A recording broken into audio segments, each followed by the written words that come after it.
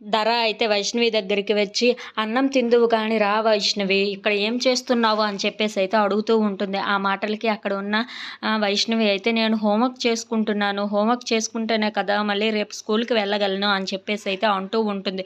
ఆ మాటలకి అక్కడ ఉన్న ధర అయితే, "నేను నీ హోంవర్క్ కంప్లీట్ చేస్తానులే. నువ్వు ఫస్ట్ వచ్చి అన్నం తిను" అని చెప్పేసి అయితే అంటూ ఉంటుంది. ఆ మాటలకి అక్కడ ఉన్న వైష్ణవి అయితే, "లేదు లేదు, నా హోంవర్క్ నేనే చేసుకోవాలి. నేను బాగుపడాలి. బాగా చదువుకొని పైకి రావాలి కదా ఆంటీ" అని చెప్పేసి అయితే అంటూ ఉంటుంది.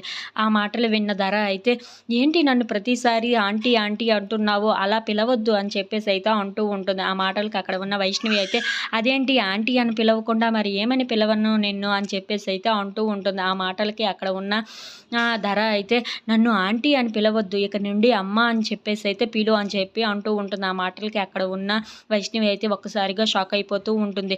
"అవును, నేను చెప్పేది నిజమే. నువ్వు నన్ను ఇక నుండి అమ్మ అని పిలవాల్సి వస్తుంది. ఎందుకంటే మీ నాన్న నేను పెళ్లి చేసుకుంటున్నాం కదా! అందుకే నువ్వు నన్ను ఇంకా ఆంటీ అని పిలవడం మానేసి అమ్మ అని చెప్పేసి పిలు" అని చెప్పి అంటూ ఉంటుంది. ఆ మాటలకి అక్కడ ఉన్న వైష్ణవి అయితే, "అమ్మ అని పిలవాలా? నేను నిన్ను అమ్మ అని పిలవలేను కదా! నాకు నిన్ను అమ్మ అని పిలవడం అయితే అస్సలు ఇష్టం లేదు. నిన్ను చూస్తేనే అమ్మ అని పిలవబుద్ధి కాదు" అని చెప్పేసి అయితే